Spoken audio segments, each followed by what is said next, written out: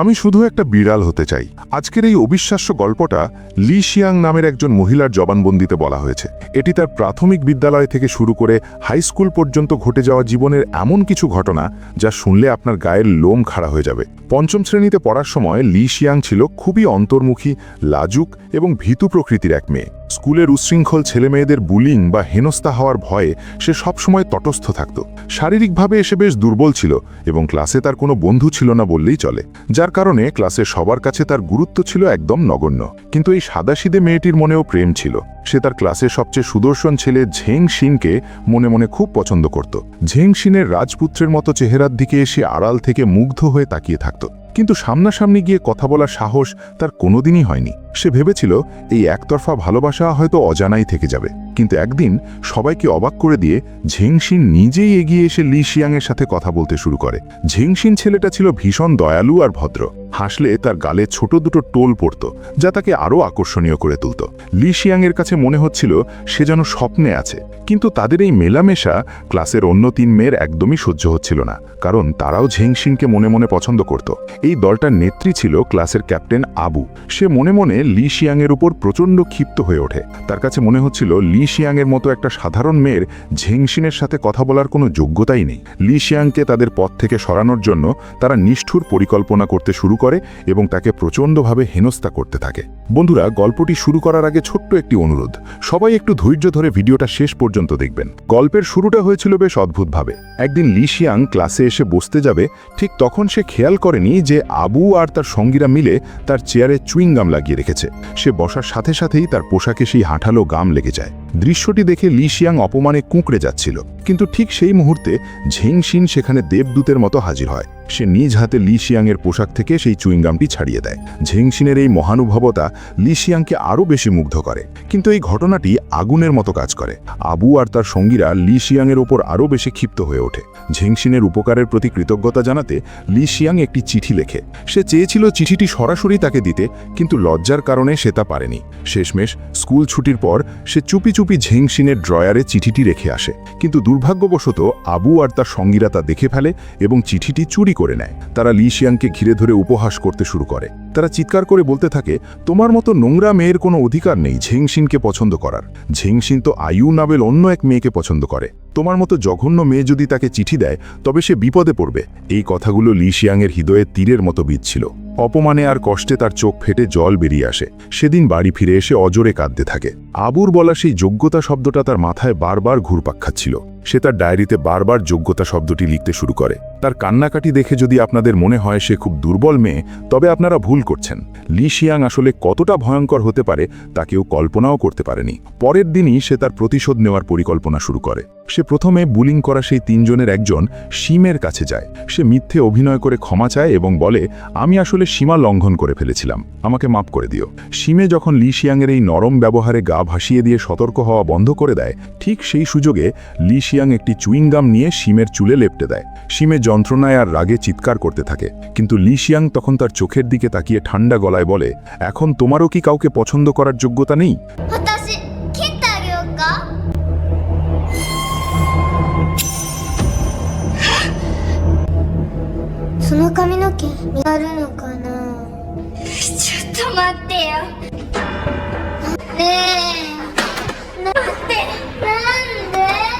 লি শিয়াংয়ের এই ভয়ঙ্কর রূপ দেখে শিমে এতটাই আতঙ্কিত হয়ে পড়ে যে সে এরপর থেকে আবুর সাথে চলাফেরা করাই বন্ধ করে দেয়। শুধু তাই নয়, লি শিয়াং ক্লাসের বাকি সহপাঠীদের সাথে এমনভাবে মেলামেশা শুরু করে যে ক্লাসের সবাই ধীরে ধীরে আবুর থেকে দূরে সরে যেতে থাকে। কেউ আর আবুর সাথে বাড়ি ফিরতে রাজি হতো না।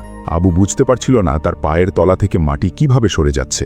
লি শিয়াং ছিল ভীষণ জেদি আর প্রতিশোধ পরায়ণ। সে ক্লাসের সবাইকে নিজের দলে টেনে নেয় এবং একটি মজার ম্যাগাজিন বা দেওয়াল পত্রিকা বের করে, যার নাম দেয় উইকলি মোংডি। সেখানে সে ক্লাসের নানা মজার আর অদ্ভুত সব ছবি ছাপাতে শুরু করে। একদিন লি শিয়াং এমন এক পরিকল্পনা করে যা আবুর জীবনকে নরক বানিয়ে দেয়। সে ক্লাসের অন্য বন্ধুদের দিয়ে স্কুলের সব টয়লেট দখল করে রাখে। এতে করে ক্যাপ্টেন আবু টয়লেটে যাওয়ার কোনো জায়গা পায় না।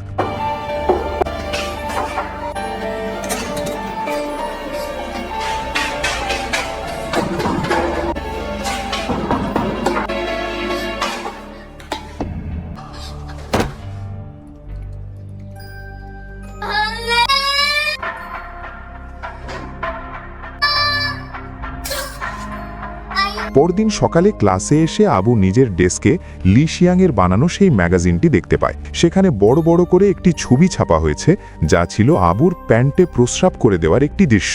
পুরো স্কুল সেই ছবি দেখে হাসাহাসি শুরু করে। চারদিকে খবর ছড়িয়ে পড়ে যে ক্যাপ্টেন আবু প্যান্টে প্রস্রাব করে দিয়েছে।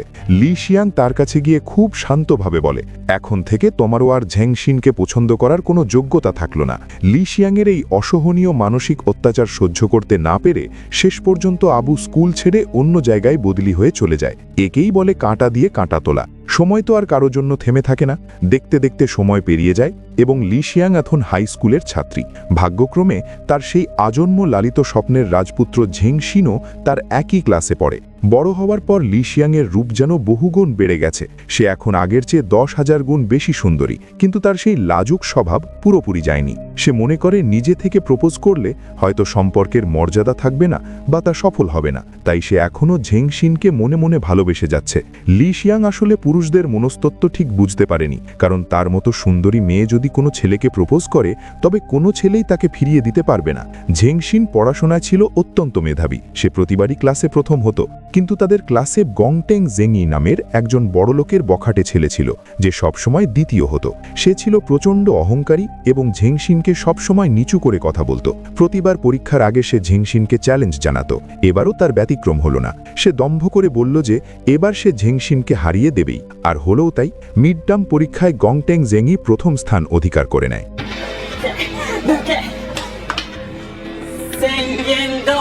প্রথম হয়েই সে শান্ত হলো না। সে ঝেংশিনের কাছে গিয়ে তাকে দারিদ্র নিয়ে বিদ্রূপ করতে শুরু করে।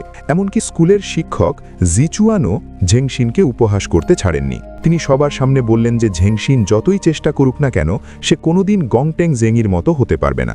লি শিয়ান যখন এর প্রতিবাদ করতে যায়, তখন শিক্ষক তাকে ধমক দিয়ে বলেন যে তিনি নাকি ঝেংশিনের প্রতিভা বিকাশের জন্য এসব বলছেন। লি শিয়াং এটা মেনে নিতে পারেনি। তার প্রিয় মানুষের অপমান সে সহ্য করবে না, তাই সে এক ভয়ঙ্কর পরীক্ষা করার কথা ভাবল। সে দেখতে চাইল শিক্ষকের মাথা বেশি শক্ত নাকি মাটির ফুলের টব। সে বেনামে একটি প্রেমের চিঠি লিখে শিক্ষক জিচুয়ানকে নির্জন এক জায়গায় ডেকে পাঠায়। তারপর যা ঘটার তাই ঘটে। জিচুয়ান শিক্ষক মাথায় ফুলের টবের আঘাত পেয়ে হাসপাতালে ভর্তি হন। লি শিয়াংয়ের পথের এক বাধা দূর হলো, কিন্তু এখনও সেই অহংকারী গংটেং জেংই বাকি আছে। গংটেং জেংই এসবের কিছুই জানত না। সে প্রতিনিয়ত ঝেংশিনকে অপমান করে যাচ্ছিল। সে বলতো, আমি অনেক নামী কোচিং সেন্টারে পড়ি, আমার সামর্থ্য অনেক, তাই আমি তোমার চেয়ে এগিয়ে থাকব। দারিদ্র্যই তোমার সবচেয়ে বড় অপরাধ। কোচিংয়ে পড়ার সামর্থ্য নেই এমন গরিব মানুষের সাথে আমার তুলনা হয় না। ঝেংশিন রাগে আর অপমানে হাত মুষ্টিবদ্ধ করে দাঁত কিরমির করত, কিন্তু তার কিছুই করার ছিল না, কারণ বাস্তব বড় কঠিন।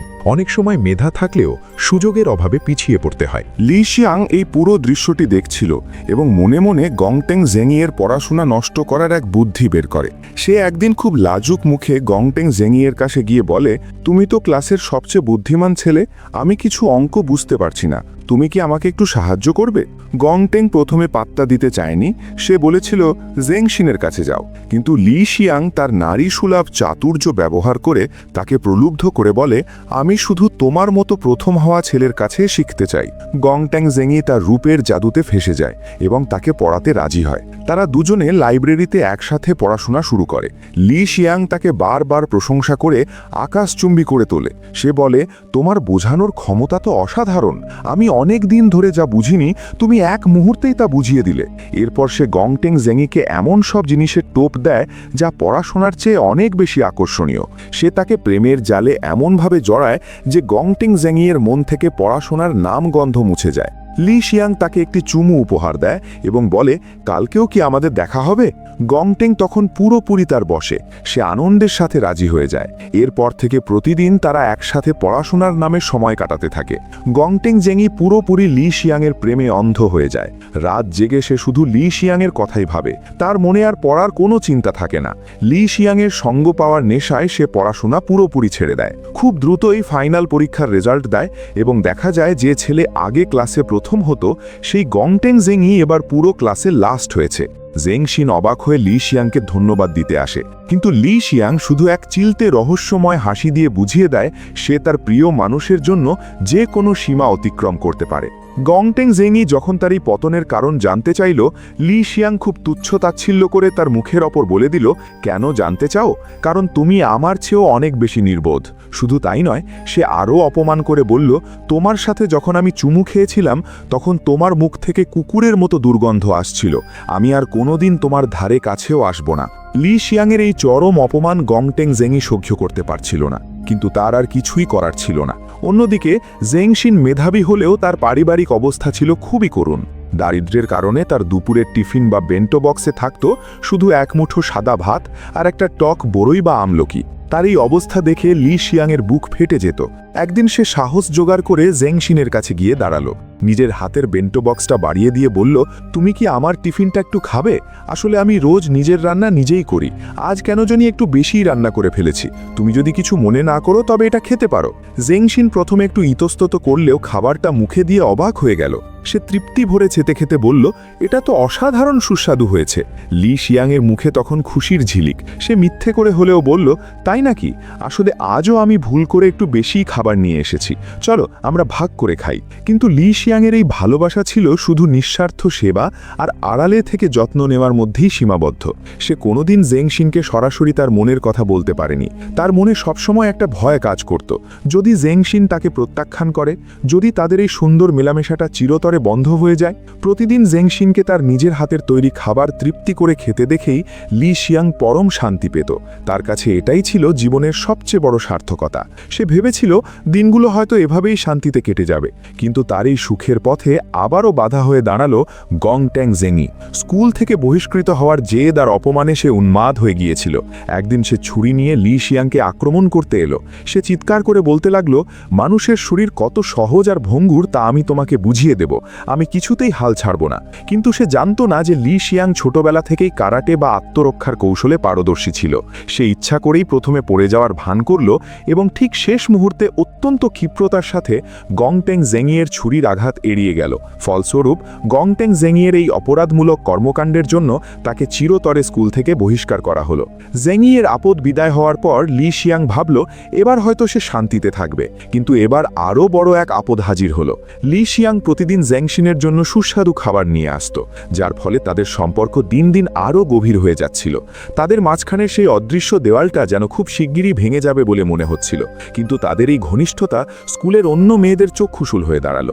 বিশেষ করে লিউ ই নামে এক মেয়ে, যে নিজেকে পুরো স্কুলের ক্রাশ বা সবচেয়ে জনপ্রিয় সুন্দরী মনে করত। সে ছিল প্রচণ্ড অহংকারী। সম্প্রতি তার প্রেমিকের সাথে বিচ্ছেদ হয়েছে, তাই সে ঠিক করেছে এখন থেকে জেংশিন হবে তার নতুন বয়ফ্রেন্ড।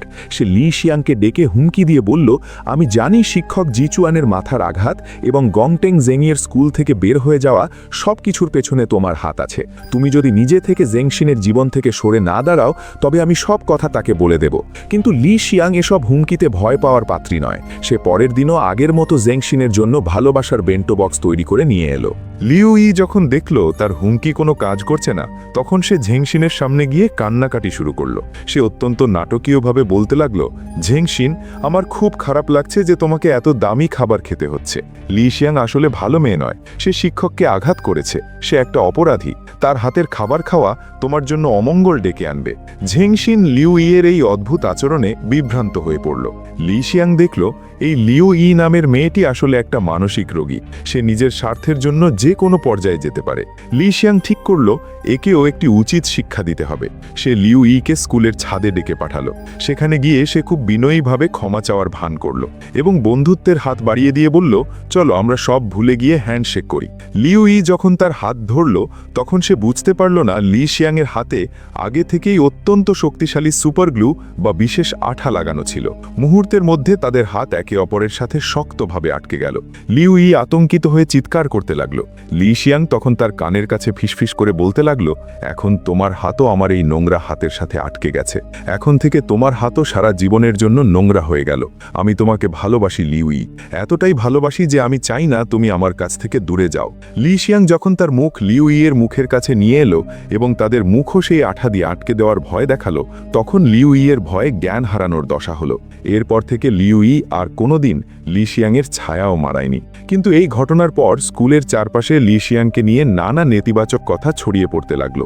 শিক্ষকের দুর্ঘটনা, ঝেং ইয়ের বহিষ্কার এবং লিউ ইয়ের রহস্যময় আচরণ সবকিছুর পেছনে লি শিয়াং আছে বলে সবাই সন্দেহ করতে শুরু করলো। এমনকি ঝেং শিনও ধীরে ধীরে লি শিয়াংয়ের থেকে দূরে সরে যেতে শুরু করলো। সে লি শিয়াংয়ের কোনো ব্যাখ্যাই শুনতে চাইছিল না। লি শিয়াং বুঝতে পারল তার পৃথিবীটা ভেঙে চুরমার হয়ে যাচ্ছে। স্কুল ছুটির পর সে ঝেংশিনকে স্কুলের মিউজিক রুমে ডেকে নিল।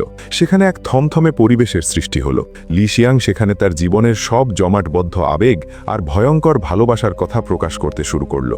সে ঝেংশিনের সামনে দাঁড়িয়ে বলতে লাগলো, আমি তোমাকে প্রথম দিন থেকে অনেক বেশি পছন্দ করি, এতটাই বেশি যে তুমি কল্পনাও করতে পারবে না। সে তার ব্যাগের ভেতর থেকে একটি ধারালো অস্ত্র বের করলো। তার চোখের দৃষ্টিতে তখন এক অদ্ভুত উন্মাদনা। সে বলতে লাগলো, যদি তুমি সত্যিই আমাকে ভালোবাসো তবে আমি হয়তো তোমাকে মেরে ফেলবো, যাতে তুমি চিরকাল শুধু আমার হয়েই থাকো। আর যদি তুমি আমাকে ঘৃণা করো তবে তার চেয়ে ভালো তুমিই আমাকে মেরে ফেলো, আমি তোমার হাতে মরতেও রাজি। লি শিয়াংয়ের এই তীব্র ভালোবাসা আসলে এক প্রকার পাগলামি বা অবসেসিভ প্রেমে রূপ নিয়েছিল।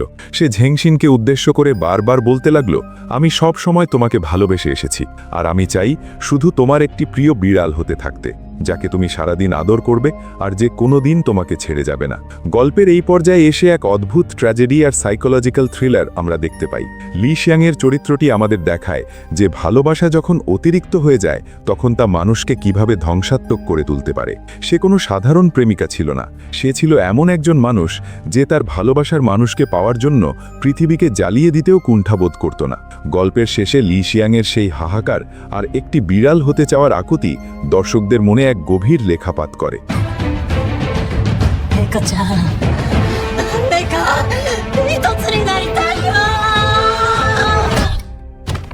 বন্ধুরা, আজকের এই গল্পটি ছিল মূলত একটি জাপানিজ সাইকোলজিক্যাল হরার বা ডার্ক রোম্যান্স ঘরানার কাহিনীর উপর ভিত্তি করে নির্মিত।